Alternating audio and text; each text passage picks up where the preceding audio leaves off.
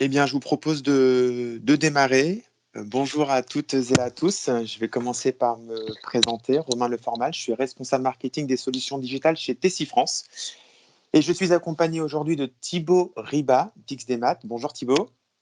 Bonjour à tous, bonjour Romain. On va vous proposer ce matin une webconférence co-animée par XDMat et Tessie autour de la gouvernance de l'information et de la gestion des données d'entreprise. Ce webinaire va se découper en 3 temps. Une première partie qui sera présentée par Thibaut sur la gouvernance de l'information, GED et SAE, un rapprochement des usages et des marchés. Je prendrai ensuite la parole sur une approche plus technologique du sujet.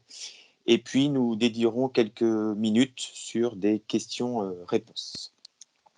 Eh ben, on ne perd pas de temps. Je laisse tout de suite la parole à Thibaut pour la première partie. Merci Romain. Donc en 2 mots, je me présente rapidement. Moi, je suis Thibaut Riba.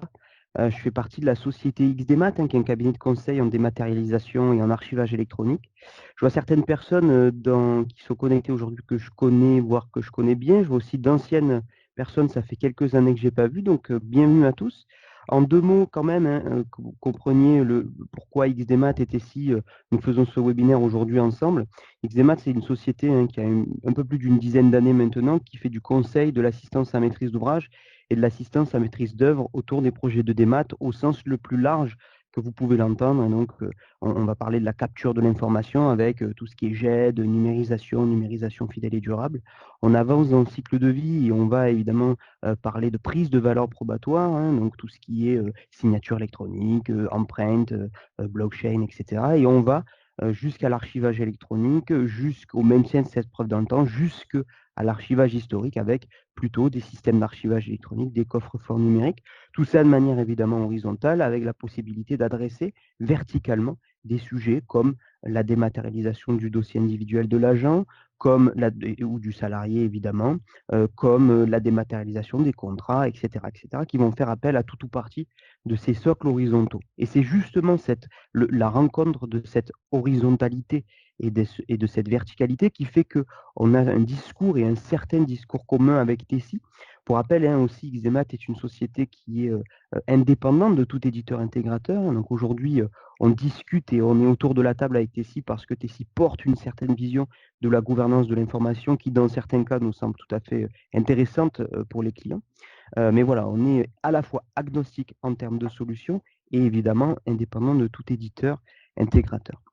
Une fois cette introduction faite, je vais rentrer dans le cœur du sujet et commencer à dérouler un petit peu le support. Aujourd'hui, et je pense qu'aujourd'hui, c'est le principal problème que vous pouvez rencontrer tous les jours. On a une augmentation de la data, une augmentation de la production documentaire et numérique, pour le coup, qui n'est pas rapide, mais qui est clairement exponentielle. Vous voyez ici sur ce graphique des augmentations exponentielles de la donnée entre 2020 et 2025. Vous voyez qu'on aura plus que triplé la production de données dans le monde. Ça fait un certain nombre de problématiques, cette production de data et de documents. Pour la démonstration aujourd'hui, je vais le mettre dans la même logique, qui pose un certain nombre de problèmes, notamment un problème de gouvernance. Où est ma donnée? Quelle est la qualité de la donnée qui est la mienne? Où sont mes documents? Quand je retrouve un document, est-ce que c'est une version qui est conforme à ce que je cherche? Est-ce qu'elle a bien été conservée, etc. Donc cette augmentation de données, problématique en termes de gouvernance, de plus en plus de données, mais aussi en termes de silotage de la data. Je ne sais pas si le terme est totalement français, mais en tout cas de la donnée qui est de plus en plus individualisée et qui est, je dirais, cantonnée à des logiques métiers particulières, à des besoins organisationnels particuliers. On va avoir des documents et de la donnée dans mon ERP, on va en avoir dans mon parapheur électronique, éventuellement dans un parapheur externalisé, donc des données qui sont à l'extérieur de mon système d'information, si j'ai choisi effectivement de l'externalisation pour un certain nombre de choses. J'ai énormément d'informations qui circulent dans de la correspondance, de la boîte mail, énormément. Donc cette information est éclatée, elle est de plus en plus silotée, et il faut se poser la question justement de comment je vais arriver dans une organisation où déjà je n'étais pas forcément le plus performant en termes de gouvernance de mon information, comment je vais arriver à assurer cette gouvernance alors que je vais avoir de plus en plus de documents et de plus en plus de données. Et on le voit d'ailleurs sur les schémas suivants, tout un tas de problématiques avec, en premier lieu, la gestion de l'information qu'ici j'ai transformé par données, puisque on peut l'élargir le plus généralement possible, la donnée brute ou la donnée qui est conservée sur des supports du document, avec cette data, cette donnée, ces documents qui, je dirais, revêtent des risques dès lors qu'on ne les gère pas forcément bien. Je perds la valeur probatoire des documents si je les conserve mal. Je perds l'information si je perds le document. Je peux peut-être garder des documents qu'il ne faut pas que je garde parce qu'il y a des informations à l'intérieur qu'il faut supprimer. Pensez au RGPD, par exemple. Il y a des documents aussi peut-être que j'ai détruits volontairement ou accidentellement que je n'aurais pas dû parce que les délais de prescription des informations sur ces documents est toujours d'actualité. Le problème, cette augmentation exponentielle, elle n'est pas le résultat je dirais, d'une soudaine augmentation exponentielle de l'activité ou de la production documentaire. Certes, on a une sorte de transfert, hein, c'est ce que vous connaissez ces termes de transition numérique, où on avait beaucoup de papier et finalement de plus en plus de documents numériques, mais malgré tout, le passage au numérique a eu un impact assez néfaste sur, ben, finalement, on va tout garder. Dans la mesure où l'accumulation de la data sur le numérique est beaucoup moins visible que l'accumulation sur papier, finalement, eh bien, on va sauvegarder des gisements entiers de documents, ce qui pose problème parce que sans gouvernance, dès lors déjà qu'on va avoir beaucoup de difficultés à chercher notre documentation, sans être d'ailleurs forcément outillé pour le faire, quand on la trouve, on se pose quand même la question, est-ce que c'est la bonne information que je cherche? Est-ce que c'est le bon document en bonne version?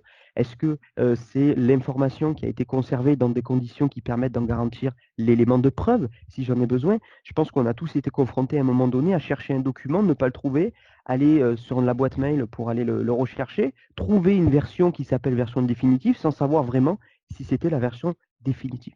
Donc tous ces problèmes-là, ils sont finalement, je dirais, c'est la logique de la data, mais il y en a d'autres, si on avance un petit peu dans la démonstration du jour, c'est que on a pu voir une certaine problématique liée à l'outillage, en fait, pour la gestion de cette information-là.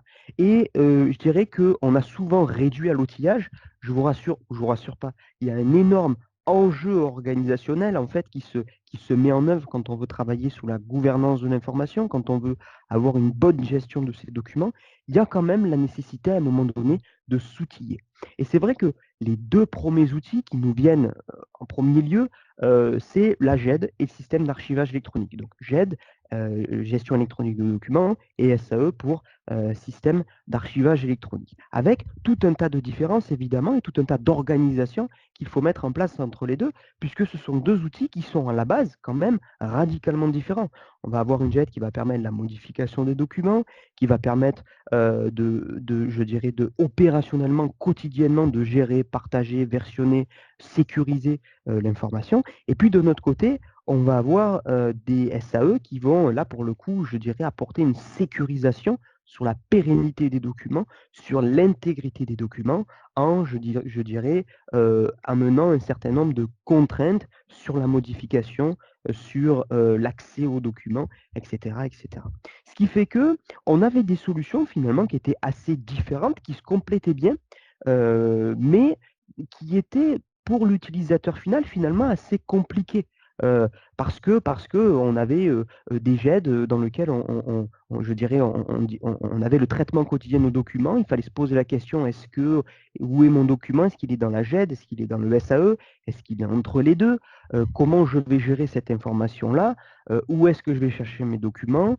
Comment je vais alimenter mes données métiers si je travaille dans la finance, dans la RH, dans du matériel roulant, dans une entreprise qui fabrique des métros, dans de la fabrication de turbines, dans l'aéronautique, etc. Donc on a des GED qui sont très permissibles. Et si j'avance un petit peu finalement et que j'avance dans le cycle de vie documentaire, le SAE, c'est un petit peu la mer. C'est-à-dire on a des GED qui sont toujours plus puissantes. D'ailleurs, aujourd'hui, si vous regardez le marché de la GED pure, aujourd'hui, on a atteint une certaine, je mets des grandes guillemets, hein, vous ne voyez pas, mais une certaine maturité. Aujourd'hui, on a des outils qui sont performants. Ceux de Tessia en font partie, il y en a d'autres aussi.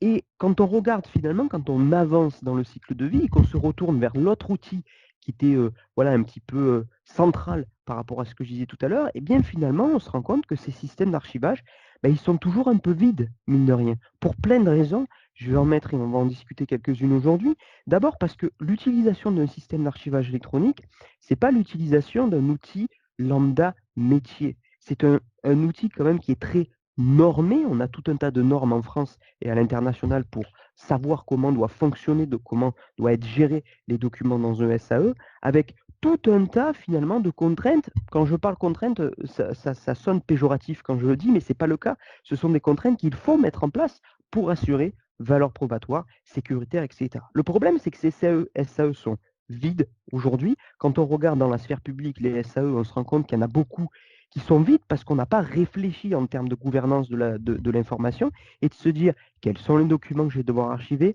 comment je vais devoir les archiver, quand je vais devoir les archiver. Et dans le privé, on a d'autres problématiques, notamment une analyse de risque et des gestions de risque qui parfois relèguent le SAE dans un deuxième temps, dans un deuxième plan, je dirais. Pourtant, le système d'archivage électronique est à la base des problématiques de gouvernance de l'information et de son ancêtre, de son aïeul, je dirais, le records management. Vous le voyez ici, les piliers du RM, le système d'archivage, à l'inverse de la GED, permet d'assurer tout un tas de choses, l'authenticité, la fiabilité, l'intégrité, l'exploitabilité, etc., de toutes ces strates de l'information. Ces solutions logicielles GED assez permissives, assez, je dirais, cohérentes pour l'utilisation quotidienne des utilisateurs. Et à côté de ça, les systèmes d'archivage vides avec l'utilisation du CEDA quasi obligatoire, notamment dans la sphère publique, des SAE qui sont très limités en gestion fonctionnelle, hein, et puis finalement la nécessité de doublonner l'information entre la GED et le SAE, puisque le SAE, par nature, est un espace de conservation et pour lequel les fonctionnalités de recherche et de consultation sont très pauvres. Dès lors qu'on veut un partage très large, eh bien, finalement, on va mettre et les données dans la GED et les données dans le SAE.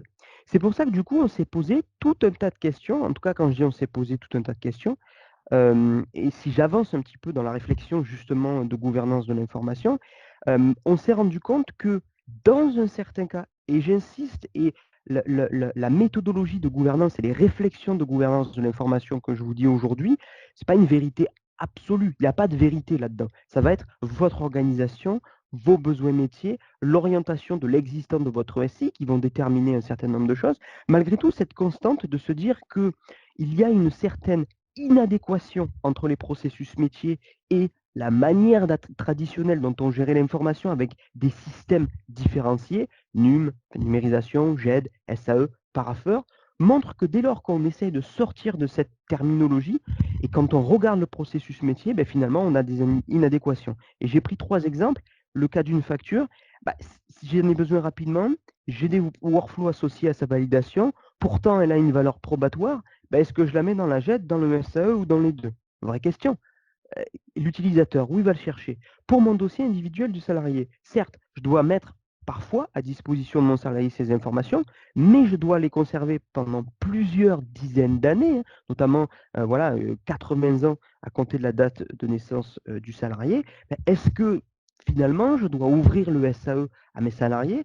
Est-ce que le SAE est l'espace de conservation de ces documents? Mais quid du coffre-fort électronique? Puisque si vous êtes parti dans des projets de dématérialisation du bulletin de paye, bien, vous avez peut-être un coffre-fort électronique. Donc, toutes ces questions montrent que l'expérience utilisateur, l'urbanisation de vos systèmes d'information, il n'est pas si simple en se disant je vais avoir une GED, un SAE et un certain nombre d'autres choses. Et cette problématique, même si je sors des métiers purement administratifs, support, je dirais, j'ai pris un exemple pour les plans de construction, j'ai des plans qui sont livrés par un prestataire, hein, au format numérique pour le coup, qui sont assez difficilement exploitables dans le temps.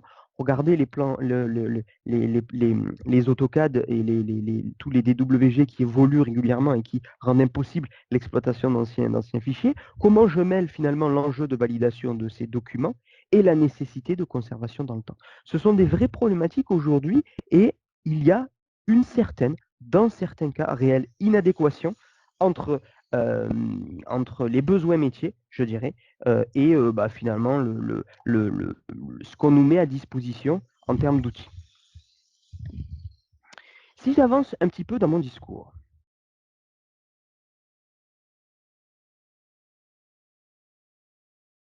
ça nous amène finalement à une approche un petit peu plus stratégique. Vous voyez, on est parti d'une considération assez basse, hein, c'est-à-dire j'ai des outils traditionnels. Ces outils traditionnels, dans un certain cas, ne répondent plus à l'enjeu métier, je dirais, de transversalité et de gouvernance. Maintenant, si j'essaye de monter à un niveau supérieur, quelle stratégie il faut que je mette en place pour faire en sorte justement de répondre à la fois à ces besoins métiers, à la fois à cette gouvernance transverse de l'information au sein de mon entreprise ou de mon organisation publique, et comment je fais pour le transcrire, je dirais, de manière complètement opérationnelle.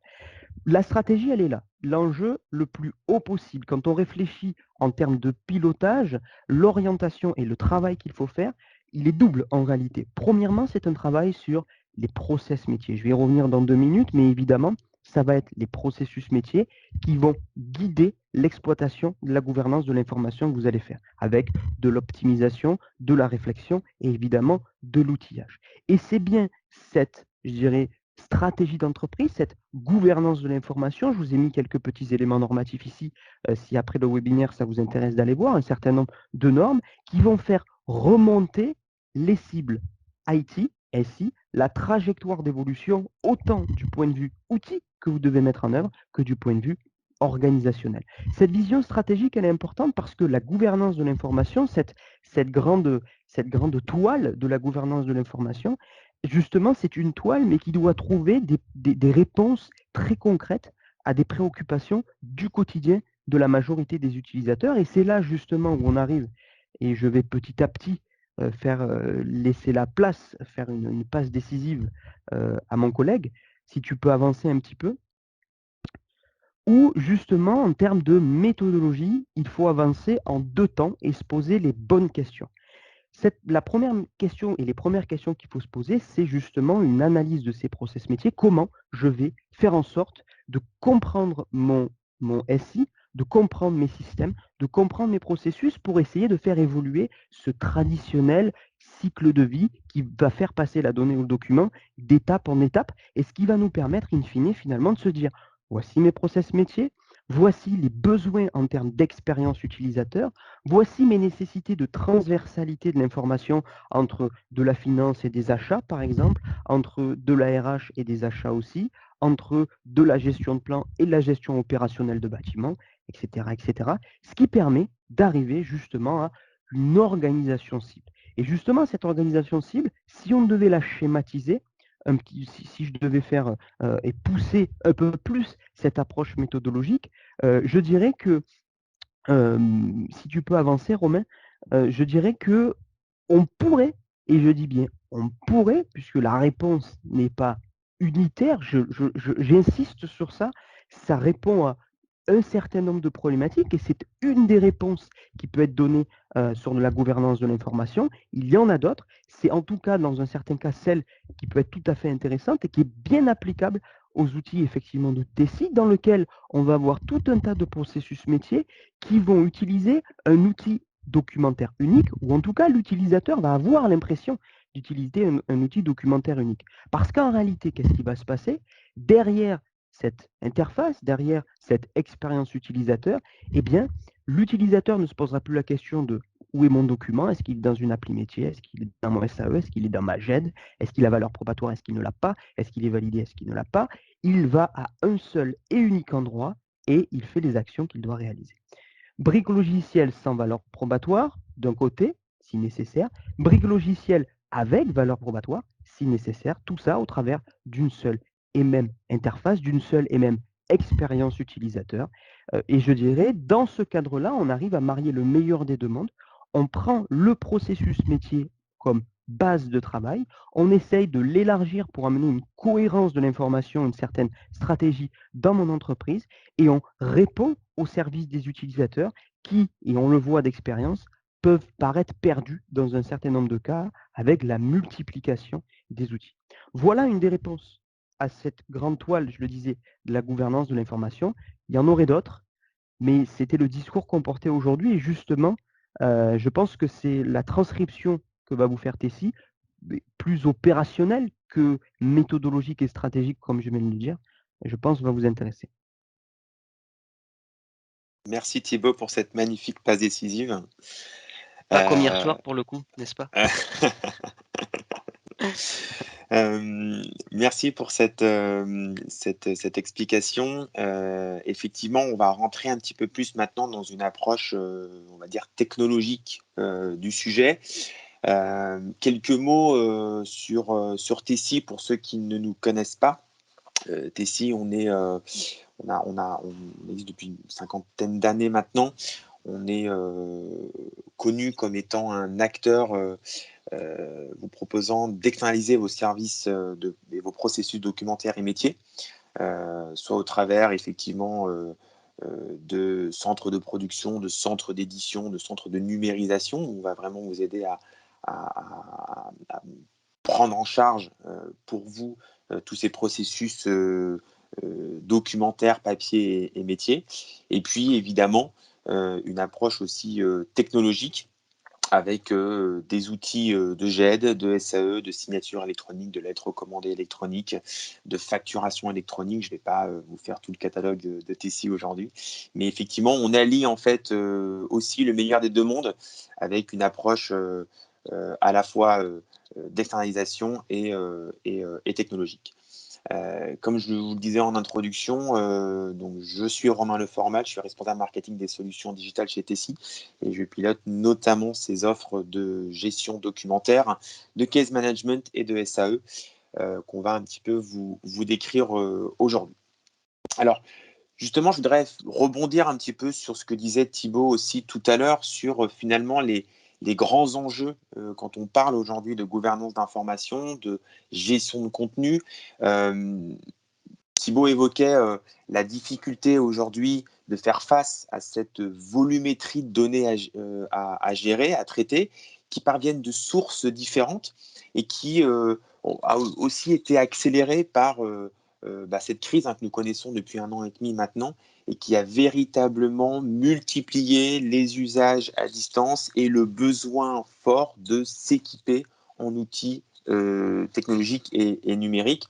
Il y a eu un boost énorme de la signature électronique, par exemple, et une volonté forte des organisations de basculer leur activité vers des usages beaucoup plus numériques.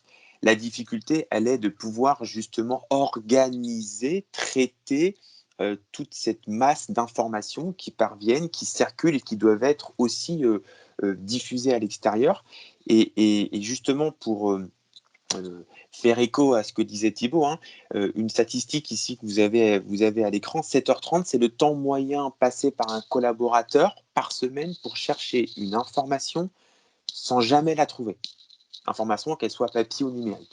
Donc on voit bien que finalement, l'enjeu fort, il est d'abord de savoir comment je gère ma donnée, comment je l'organise en interne et comment je la rends facilement accessible, aussi bien en interne qu'en externe.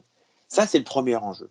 Le deuxième enjeu, c'est évidemment un enjeu de sécurité. Thibaut en a parlé aussi, euh, avec une volonté à la fois de rendre accessible facilement cette donnée, tout en garantissant sa conformité, sa pérennité, sa sécurité.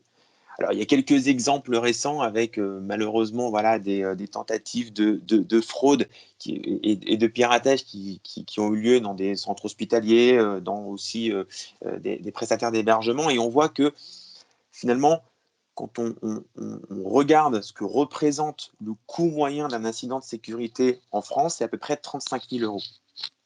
Et on sait aussi qu'il y a à peine un tiers des organisations françaises qui ont prévu un budget pour faire face à ces incidents de sécurité.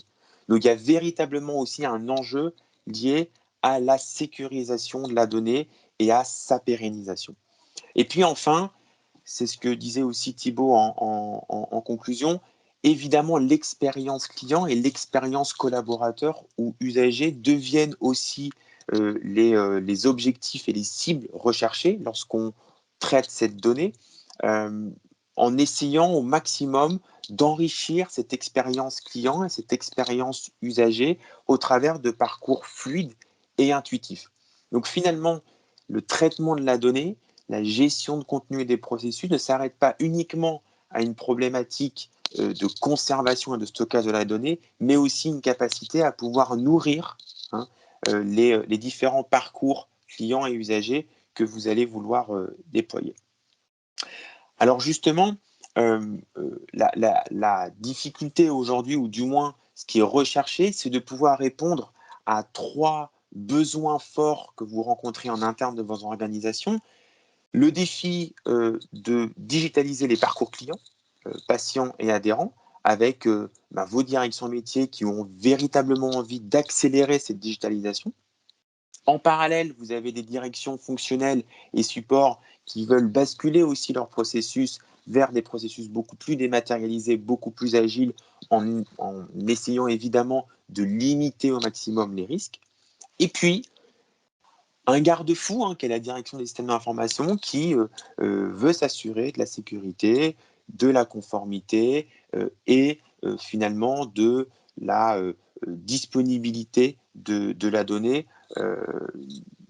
qui se retrouve, cette donnée finalement mutualisée, transversale à l'ensemble de l'organisation.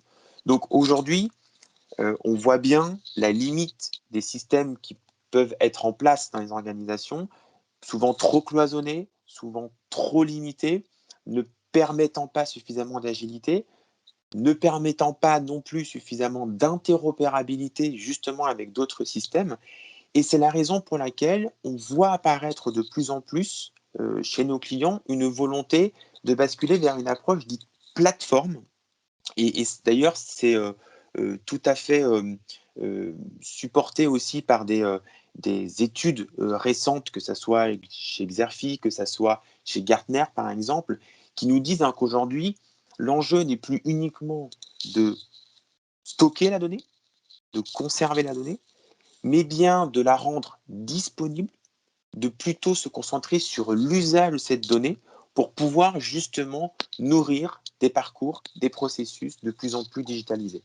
Donc on a un petit peu un changement de paradigme où on n'est plus uniquement dans une problématique de comment je conserve ma donnée et comment je l'organise finalement dans un plan de classement, mais plus vers cette donnée, à quoi elle va me servir. Est-ce qu'il y a un intérêt à ce que je la conserve? C'est ce que disait Thibaut aussi en introduction. Est-ce que ce document, c'est lui qui porte la valeur probatoire, la valeur juridique ou pas?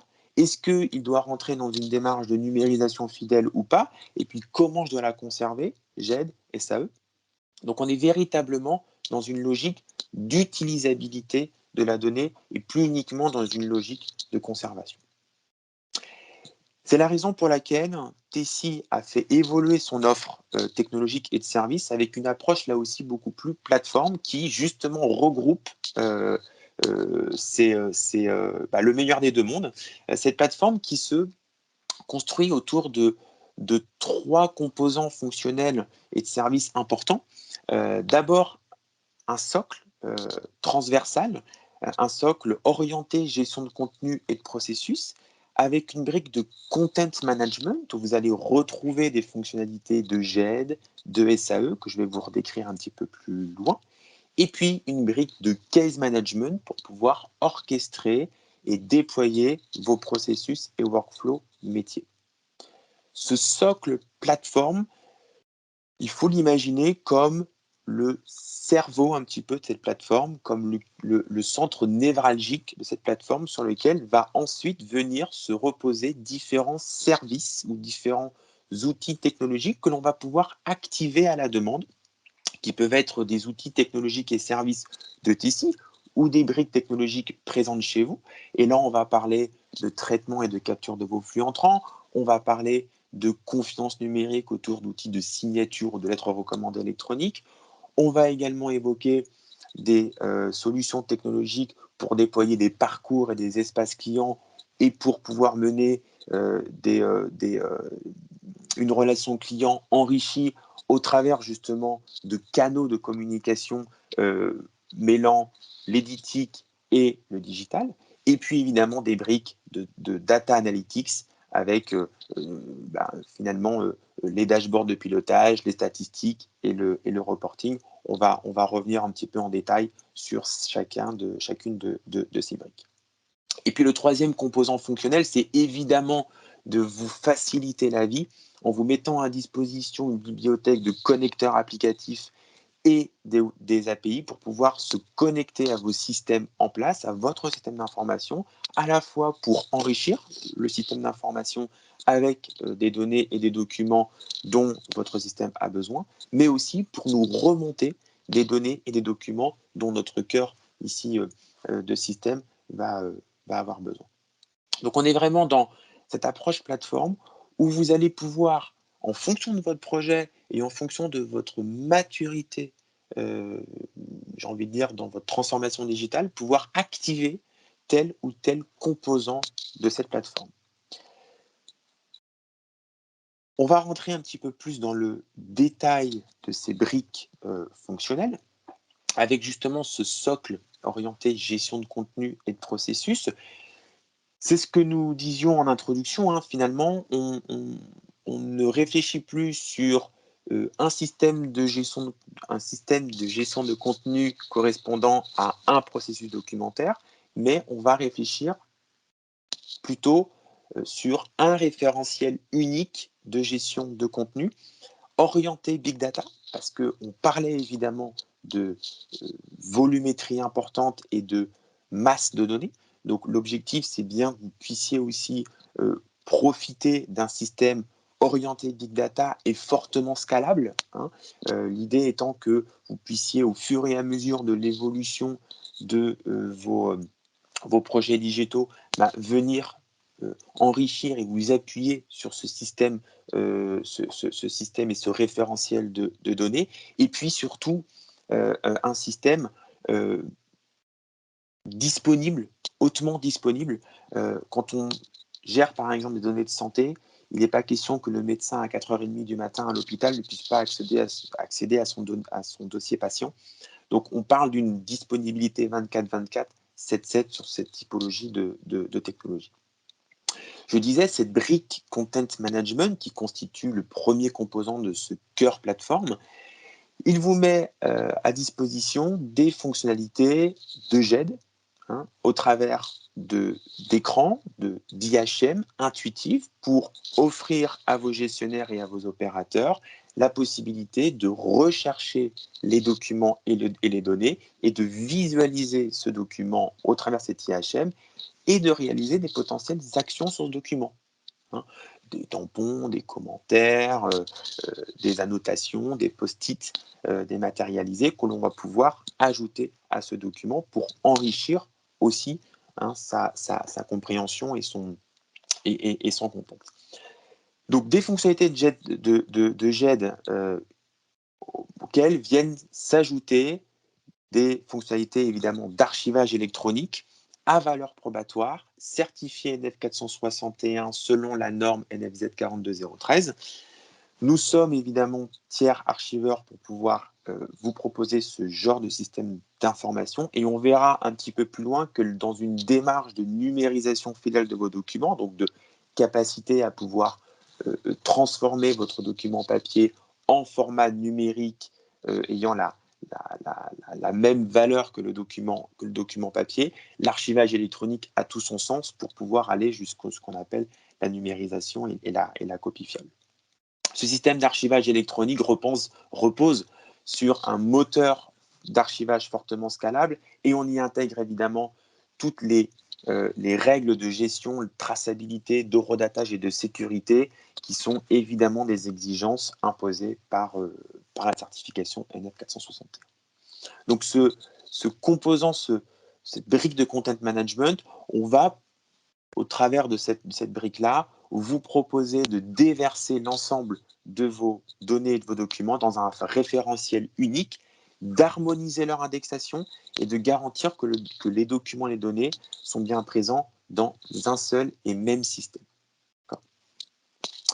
Associé à cette brique de content management vient se greffer un outil de case management. Alors le case management, pour ceux qui ne savent pas forcément ce que c'est un outil qui va vous permettre de modéliser et d'orchestrer vos processus métiers et surtout de les construire autour du client. C'est-à-dire que la différence entre un workflow et un processus de case management, c'est que souvent le workflow, il est plutôt rigide, il est peu adaptable et il est très orienté sur le document.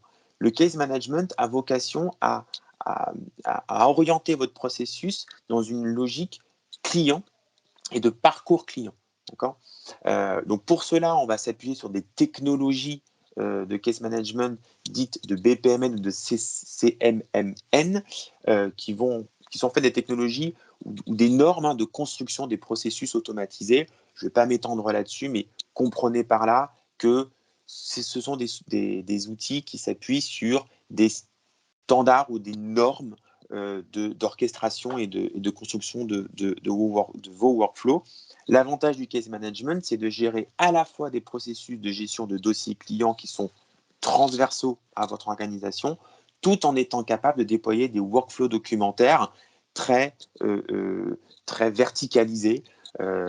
Et on est finalement là aussi, on mélange l'approche transversale du sujet et en même temps une approche beaucoup plus métier ou verticalisée. On modélise les règles et on orchestre les processus. On va définir effectivement des règles de gestion métier et documentaire auxquelles on va associer des contrôles et des alertes pour pouvoir déclencher l'intervention humaine au bon moment. L'idée, c'est d'automatiser au maximum les tâches pour pouvoir faire intervenir le gestionnaire et l'agent au meilleur moment dans le processus. Et pour ça, on va déclencher des règles de traitement pour pouvoir prioriser ou router automatiquement les tâches vers les bonnes corbeilles des bons agents ou des bons opérateurs en fonction des plannings de charge internes. Donc derrière du case management, il y a aussi des technologies d'intelligence artificielle pour pouvoir justement venir orchestrer ces tâches et les déployer de manière la plus optimisée. Donc ça, c'était ce cœur de plateforme, encore une fois, mélangeant le content management, donc la GED et le SAE, et le case management, c'est-à-dire le workflow et les processus métiers. Grâce aux API disponibles autour de ce cœur plateforme, on va pouvoir connecter ou activer des services numériques à la demande, encore une fois, qui peuvent être des services TESI, si ce sont des outils dont vous ne disposez pas en interne, ou qui peuvent être des outils technologiques et des services déjà présents chez vous. Alors, quels sont ces types justement de services ? Je parlais tout à l'heure de gestion des flux entrants, de numérisation fidèle. Et au travers de cette plateforme, on va vous proposer de faire converger l'ensemble de vos données et de vos documents dans ce référentiel dit Content Management, avec des technologies de capture, d'acquisition de vos flux, soit au travers effectivement de chaînes de numérisation. Je rappelle que Tessi dispose de plusieurs centres de numérisation, et notamment des centres de numérisation fidèles au sens de la norme NF544, excusez-moi, pour pouvoir justement numériser fidèlement vos documents papier et les transformer en une version totalement numérique. Mais on peut également vous aider à capturer vos documents PDF, email ou au travers de formulaires sur les portails web. Toutes ces données, et on le verra dans le cas d'usage un peu plus loin, toutes ces données, quelle que soit leur source, quelle que soit leur forme, vont être capturées, vont être traitées, vont être analysées, catégorisées pour pouvoir ensuite être centralisées dans ce système de GED, dans ce système de content management. Vous avez à l'écran quelques éléments aussi autour de nos briques d'intelligence artificielle pour pouvoir justement extraire ces données. Là, surtout, ce qui est recherché lorsqu'on fait ce genre de choses pour nos clients, c'est de s'assurer de la complétude des dossiers, des documents qui nous arrivent, leur conformité et ajouter aussi des contrôles KYC et de lutte contre la fraude, parce que étape-là, on est aussi capable de pouvoir ajouter des contrôles de vérification de pièces, etc. D'accord? Donc ça, c'est finalement ces briques, ces outils qu'on va pouvoir activer en fonction de vos projets. Je parlais à l'instant de vérification de documents et de complétude de dossiers. On va très vite aussi parler de confiance numérique, de vérification d'identité, de signature électronique, hein, qui sont des sujets évidemment clés en 2021. La vérification d'identité, c'est la capacité, en fonction du niveau de confiance recherché, de pouvoir s'assurer que la personne avec qui on traite à distance est bien celle que l'on croit. C'est les nouvelles certifications de l'ANSSI, certification OPVI, je ne vais pas m'étendre là-dessus, mais vous avez sûrement entendu parler de cette nouvelle certification qui va permettre justement à des acteurs comme Tessie de pouvoir effectuer cette vérification d'identité à distance et de pouvoir également donner les bons niveaux de garantie en matière de signature électronique et de lettres recommandées électroniques. D'accord ? Là, c'est la même chose. On ne démultiplie pas les systèmes, on s'appuie sur une seule et même plateforme pour pouvoir ensuite connecter les outils qui vont bien. Signature électronique au travers d'un outil de signature électronique et de parapheur électronique, on va couvrir les différents niveaux de signature. Et puis nous sommes également qualifiés en tant que prestataire de services d'envoi de recommandés électroniques pour acheminer ces fameuses lettres recommandées électroniques bénéficiant de la même valeur légale que le recommandé papier. J'avance un petit peu sur la troisième catégorie de services qu'on peut vous mettre à disposition. Ce sont tous les services autour de l'interaction et de l'expérience client. Hein. Encore une fois, c'est des systèmes, c'est les objectifs et les enjeux aussi, un peu le Graal recherché par toutes les organisations, de pouvoir proposer des expériences clients personnalisées et 100% digitales, soit au travers de portails web et d'espaces clients personnalisés qu'on va pouvoir construire avec vous, au travers de nos centres d'appel, dont nous disposons aujourd'hui, et puis au travers de nos solutions d'éditique et de CCM multicanal avec nos plateformes de gestion des communications sortantes, que ça soit papier ou digitaux. Et j'en termine avec la dernière brique fonctionnelle que l'on va pouvoir aussi activer autour de ce socle plateforme. Ce sont évidemment des fonctionnalités de statistiques, de reporting, de tableaux de bord de pilotage pour pouvoir suivre en temps réel l'ensemble des flux d'informations et de données qui circulent au sein de votre organisation.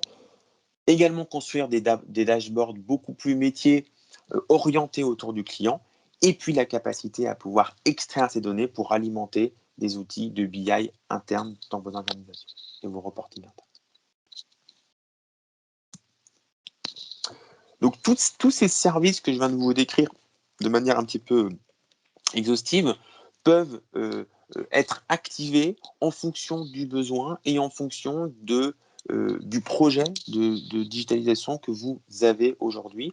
On va le voir dans l'exemple juste après. L'objectif, c'est de pouvoir vous accompagner et de vous aider finalement à monter en puissance dans cette digitalisation de vos activités.